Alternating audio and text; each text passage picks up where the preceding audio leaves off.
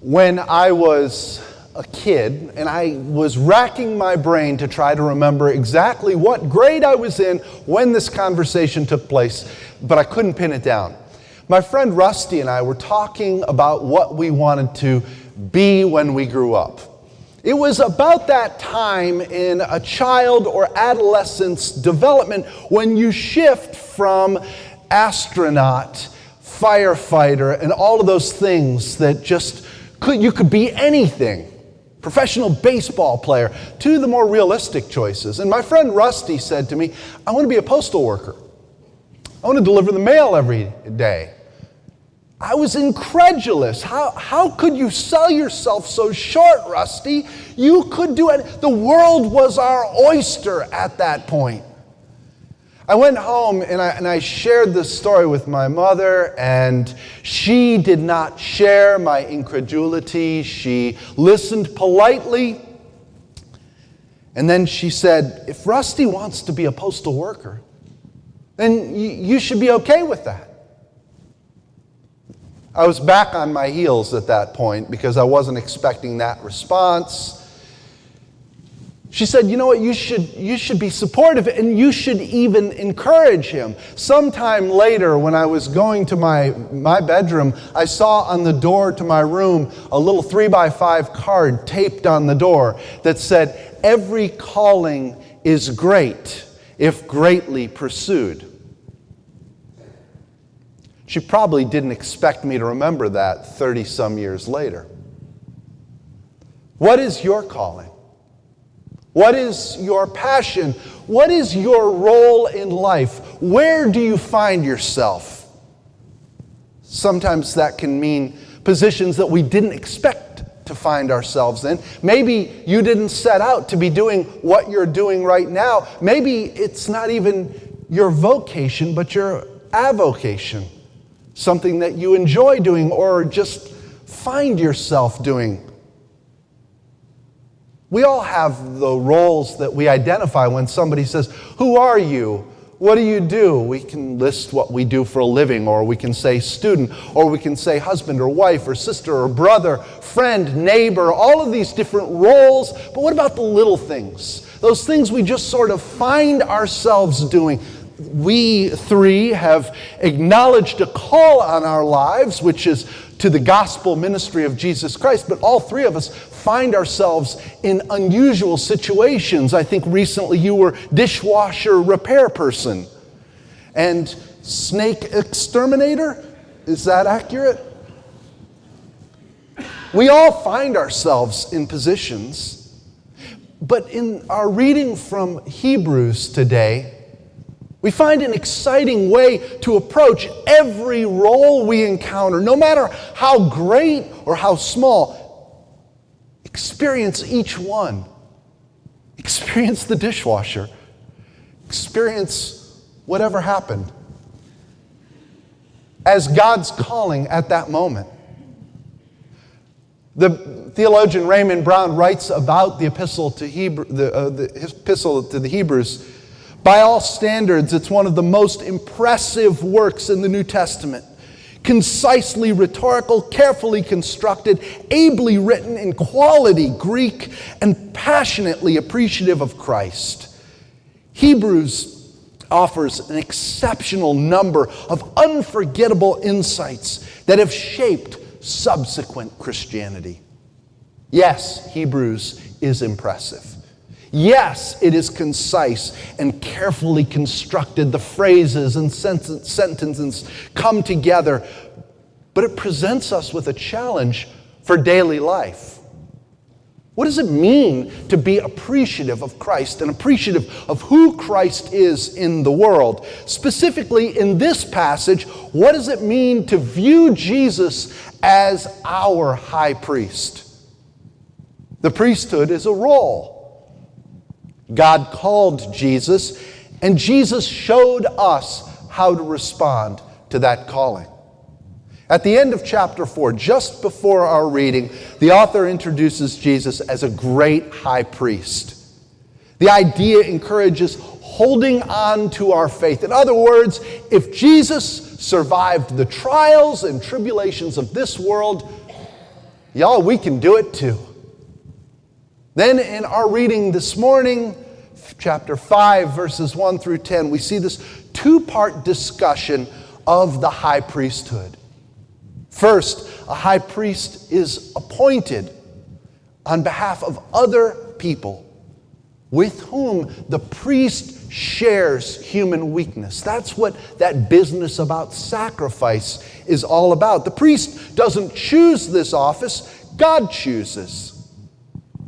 And then second, Jesus didn't exalt himself, but God appointed him. In this passage, Christology uses the metaphor of the high priesthood to explicate the person and saving work of Christ. This passage gets into the nature of salvation. It's not just about our role for daily living. The more pertinent point is about how we experience God. In our reading, the first part of it, verses 1 through 4, point to the nature of all priests. And God does the choosing. That's the point. God does the choosing. And then the second part, verses 5 to 10, God chooses Jesus Christ. And this gets really tricky because the passage delves into the nature of who Jesus is. Christ didn't glorify himself, but was appointed, it says in verse 5. And then in verse 7, when he was alive, in our reading in the NRSV and your Pew Bibles, it says, when Jesus was in the flesh, he offered prayers. And God heard him because of his reverent submission. This reading pushes the humanity of Christ right to the forefront, and it's a little bit difficult. Because does it mean that Jesus could have rejected his calling? If not, does freedom actually exist? And if the answer is yes, Jesus could have rejected his calling, then did God actually risk human limitations when taking on human finitude to come to the earth in the flesh? And what about us? What about us? Do we have that choice? Can we reject our calling and say no to God? This passage keeps going back to this theme of God choosing people.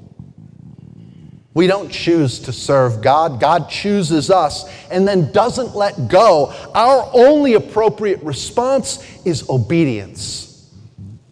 When we recognize what God calls us to do, we follow this example that Jesus set for us. And we say yes.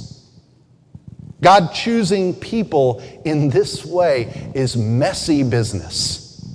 That's how we end up with impetuous Peter, arrogant Paul, lusty David, stuttering Moses, frustrated Martha, and weeping Mary, and bitter Naomi.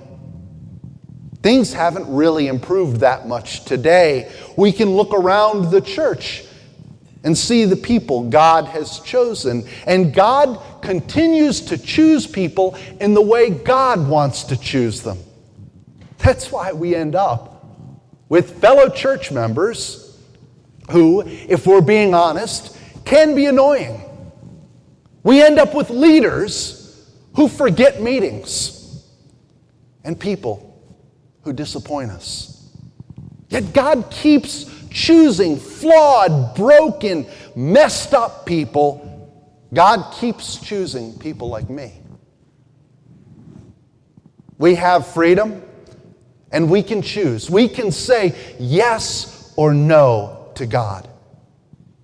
And so far, I've really put all of this in a spiritual context, but the reality is far less sacred. It's far more mundane because it applies to every little decision we make every single day. God chooses us each day, and we have the opportunity to serve in all of the roles we encounter in our lives, whether we sought them or just found ourselves in them. And that's the point the author of Hebrews is trying to make about Jesus not setting out to be a high priest in the order of Melchizedek. In our gospel lesson, we saw the place of humility. Actually, we saw the opposite of humility with James and John. They really exemplified that. But to experience God's richness in joy, we have to set our pride aside. C.S. Lewis writes, "As long as you are proud, you cannot know God." A proud person is always looking down on things and people. And of course, as long as you're looking down, you don't see anything above you. God calls us to different roles in life, and through baptism, we claim God's image on us. So for us, what do we want out of life? Do we want peace and tranquility, or do we want busyness and a life that's full of activity? Do we want friends and family and others surrounding us, or do we want solitude? Whatever we want, we can frame that question in God's calling on us. What if God calls us to do something great? Are we prepared to say yes? What if God calls us to do something really, really small? Something so thankless, so mundane, so boring that no one's even going to notice anyway? Can we do it? Will we do it? What if God calls us to something radical? Something we never imagined God saying before? Are we able to step outside of ourselves, our pride, that desire to be on Jesus' right or left side, and go where God is leading? At about the age, around the time I had that conversation with my friend Rusty, that was about the time I stopped playing soccer. I liked soccer as a kid. It was fun, but it wasn't my thing really, per se. And so I sort of just was outgrowing it, I guess. And for many years, I thought that soccer was one of those old dusty chapters in the story of my life, and I had long closed it and would never go back to it. Fast forward 25, 30 years, and my kids were playing soccer, so obviously I became interested in soccer again. Then last year, when my younger son was playing, the coach sent out several pleas to the parents. Would someone be willing to help? And I said, sure, I'll be glad to help. And I learned a lot standing on the sidelines as assistant coach. I learned a little bit more than I thought I had known, but I also saw something about the other folks who stood on the sidelines. My son's coach was great. Some of the other coaches were great as well. They created a positive, uplifting experience for the kids. Some of the coaches, not so much. So as we came to this fall season, I volunteered to help again. In my mind, to be an assistant coach. And if you've ever called the nominating committee at church and said, I'd be willing to help on this committee, that's a surefire way to find yourself as chair of that committee. And my experience was very similar with soccer. When I said I'd be willing to help again, they said, great, you've got the Orange Dynamo, they're your team. I had a choice to make, and I decided to approach it and try to show Jesus' love in this world just through this simple task. To try to be Christ to everyone I encounter at each practice and game. Does that mean mentioning Jesus and my experience with God? Not at all. We talk about soccer, we talk about strategy, we talk about skills, but we also try to do it in a positive way, an uplifting way. A way where the kids have a good experience and the kids boost their self-esteem. We all find ourselves in different roles. Some of them we sought, some of them we didn't. But I want to leave you with a challenge. This coming Tuesday afternoon, it's a fairly random time this coming week. Whatever you find yourself doing, wherever you are, ask yourself, what if God called me to be doing this right now? Well, first of all, is it possible God would call you to do that thing? If so, how would I do it differently? How would I approach this task, this role, this experience different if I was fully aware that I am where God is calling me to be? Am I showing God's love and Christ's love to this world through the way I'm doing this task? Most importantly, would anyone notice? Walk through each day, each encounter, in constant conversation with God, asking, how can I do this for your glory? Amen.